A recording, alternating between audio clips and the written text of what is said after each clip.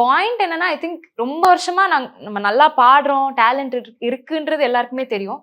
அதை தாண்டி உங்களை ஒரு ஸ்டேஜ்ல பார்க்க வராங்கன்னா, அதை தாண்டி ஒரு எக்ஸ் ஃபேக்டர் ஒரு வாவ் இவங்க எப்படி என்ன வேர் பண்ணிட்டு இருக்காங்க அப்படின்னு அந்த அவுட்ஃபிட்லாம் பார்க்கணும்னு தான் வருவாங்கன்னு நினைக்கிறேன்.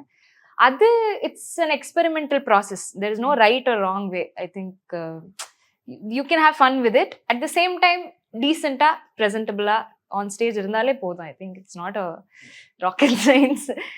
எக்ஸ்பெரிமெண்ட் தான். அவங்கவுங்க எப்படி வேணும். எனக்கு எனக்கு பிடிச்ச மாதிரி நான் ட்ரெஸ் எனக்கு இது மாதிரி பண்ணணும் அப்படின்றது என்னோட ஆசை.